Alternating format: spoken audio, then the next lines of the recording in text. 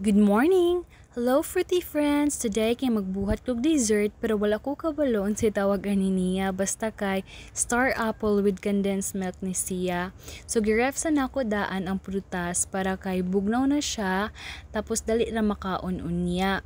Sa Dumaguete City Market lang namo ni napalit. Medyo expensive jud ilang mga fruits dire pero okay lang kay dugay-dugay na sab mi wala kakaon ani nga prutas.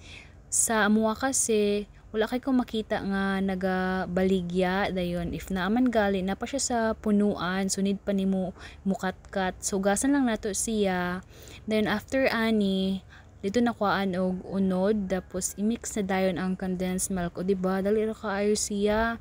By the way, sa wala pa naka-subscribe sa ko ang Facebook page Grace Paul, please paki-follow, na pod, like, share, o comment sa akong mga content. Thank you! First time na ako ni mag voice over sa whole video. So, medyo naga-experiment pa ko, paunsa na ko i-deliver, paunsa ko ang mga tono, so pasagday sa jud. Thank you! If nagwonder mo nga nung fruity friends akong tawag, kay akong name man god kay Apple. So nag-search ko og mga possible nga unsa akong itawag sa akong mga viewers. So nakita nako fruity friends, so nindot man. So ako siyang gitry og gamit. Actually, sa una pa ko feeling vlogger, o diba? Akong first content ata to sa akong YouTube kay katong mga fruits sa amo ang balay. Mga fruits nga, different fruits na nakapalibot or nakatanam sa amo ang balay. So mo naisipan ako nga, ay diba, fruity friends na lang since mahilig man ko sa fruits. So kung ate ana, siyang nagkuskus, siyang nagkuha sa mga unod para mas dali. Kay pag ako kasi, nayayaan kay ko. Bitaw, sa una pa ko mahilig mag-video, mag-film. Maulo lang ko mo upload, tapos busy sab sa studies. So, karon graduate naman, and naman sab sa board exam. Nainganyo ko sa mga nakita na ko sa akong Facebook friends, mahilig sab na daay sila. So, gusto na sab na ako mag-post. So, please, paki-like, comment kung sa gusto ninyo mga next content na ako. O diba, feeling vlogger? Sa una pa dyan ko feeling vlogger. Naglibog pa ko sa akong voice kasi di ba dyan ko ganahan maminaw sa akong own tingog. Pero karon maganahan ako. So naglibog ko if ako bang if kulang ba siyang energy or dapat hinhin or dapat katong paspas ka ayun sa nga tanan. So nalibog dyan ko.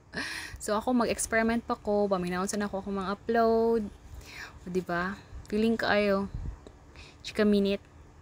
So, dugay pa na mag-gustos. O, basta kay, diba? Humana na siya. So, isusa na to siya sa ref. Pabugnawon. O, diha. Butang. And after pila ka hour siguro or minuto, pwede na to makuha. O, diba? Humana na ko. Pwede kayo maka-filter, guys. Filter lang dyan na siya para kay dili makita tong kamaot. Mana na siya, ready na siya kanon.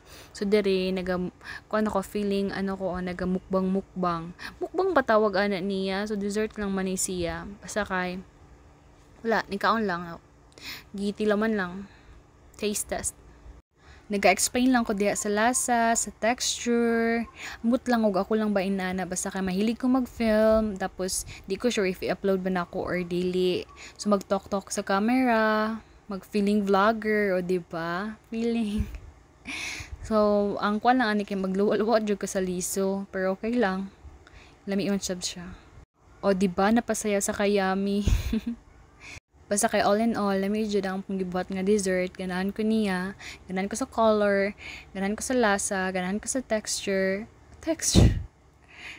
Ug maura na, so naduklan pa ko. Bye.